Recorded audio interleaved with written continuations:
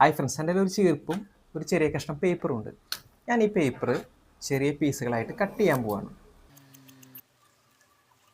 ഇനി ഞാൻ ചെയ്യാൻ പോകുന്നത് ഈ സ്കെയിൽ എൻ്റെ മുടിയിൽ നന്നായിട്ട് റബ്ബ് ചെയ്യാൻ പോവാണ്. കുറച്ച് നേരം ഒരു 30 സെക്കൻഡെങ്കിലും ഞാൻ നന്നായിട്ട് റബ്ബ് ചെയ്യാൻ പോവാണ്. അടുത്തിടെ ഞാൻ ഈ പേപ്പറിലേക്ക് ഈ റബ്ബ് ചെയ്തിരിക്കുന്ന സ്കെയിൽ വെക്കാൻ പോവാണ്. കണ്ടിപ്പോൾ നിങ്ങൾക്ക് കണ്ടാൽ മനസ്സിലാവും, കുറേ പേപ്പർ കഷ്ണങ്ങൾ ഈ സ്കെയിലിലേക്ക് വന്ന് ചേർന്നിട്ടുണ്ട്. അതായത് സ്കെയിൽ പേപ്പറിനെ അട്രാക്റ്റ് ചെയ്തിട്ടുണ്ട് ഇല്ലേ? സ്കൂളിലൊക്കെ പഠിക്കുന്ന സമയത്ത് നമ്മളെല്ലാവരും ഒരു തവണയെങ്കിലും ചെയ്ത് നോക്കിയിട്ടുള്ള ഒരു എക്സ്പെരിമെൻ്റ് ആണിത്. ഇതെങ്ങനെയാണ് വർക്ക് ചെയ്യണമെന്ന് അറിയോ?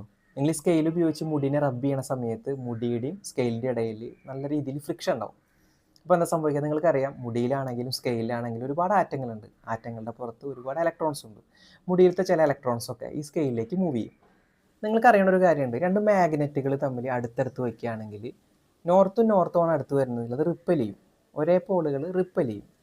ഇപ്പോൾ സൗത്തും നോർത്തുമാണ് അടുത്ത് വരുന്നതെങ്കിലോ അത് അട്രാക്റ്റ് ചെയ്യും. ഇവിടെയും ഇതാണ് സംഭവിക്കുന്നത്. ഇപ്പോൾ ഇതിൽ നമ്മൾ റബ്ബ് ചെയ്തത് വഴി ഒരുപാട് ഇലക്ട്രോൺസ് ഉണ്ട്. ഇപ്പോൾ പേപ്പറിൽ പോസിറ്റീവ് ചാർജും ഉണ്ട്, നെഗറ്റീവ് ചാർജും ഉണ്ട്. ഇപ്പോൾ സ്കെയിൽ റബ്ബ് ചെയ്തത് വഴി ഇതിൽ ഒരുപാട് നെഗറ്റീവ് ചാർജ് വന്നിട്ടുണ്ട്. ഇത് പേപ്പറിൻ്റെ അടുത്തേക്ക് കൊണ്ടുവരുന്ന സമയത്ത് ഈ നെഗറ്റീവ് ചാർജും ഇതിലുള്ള നെഗറ്റീവ് ചാർജ് നമ്മൾ റിപ്പൽ ചെയ്യാൻ തുടങ്ങും. അത് അപ്പോൾ സൈഡിലേക്ക് പോകും. സ്വാഭാവികമായിട്ട് സ്കെയിലിന് അടുത്ത് തന്നെ എന്തായിരിക്കും? ഇവിടെ നെഗറ്റീവ് ചാർജും ഇതിന് തൊട്ട് മുകളിലായിട്ട് പോസിറ്റീവ് ചാർജ് ആയിരിക്കും വരിക. അപ്പോൾ രണ്ട് ഓപ്പോസിറ്റ് ആയിട്ടുള്ള ചാർജുകൾ തമ്മിൽ അടുത്ത് കൊണ്ടുവരുമ്പോൾ എന്താ സംഭവിക്കുക? അത് അട്രാക്റ്റ് ചെയ്യും. നമ്മൾ ഈ ഒരു പേപ്പറിനെയും സ്കെയിലും എടുക്കുകയാണെങ്കിൽ സ്കെയിലിനെ അപേക്ഷിച്ചുകൊണ്ട് പേപ്പറിന് ഒരുപാട് ഭാരം കുറവാണ്. അപ്പോൾ നമ്മളിതിങ്ങനെ കയ്യിൽ വയ്ക്കുന്ന സമയത്ത് ഇത് രണ്ടും തമ്മിൽ അട്രാക്റ്റ് ചെയ്യും. സംഭവിക്കുന്നത് എന്തായിരിക്കും?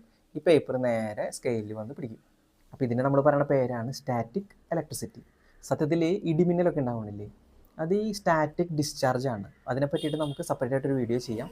അപ്പോൾ ചില ആൾക്കാർക്കെങ്കിലും ഇതൊരു പുതിയ അറിവാണെന്ന് വിചാരിക്കണം. അപ്പോൾ ഇതുപോലുള്ള രസകരമായിട്ടുള്ള അടുത്ത വീഡിയോ ആയിട്ട് നമുക്ക് വീണ്ടും കാണാം.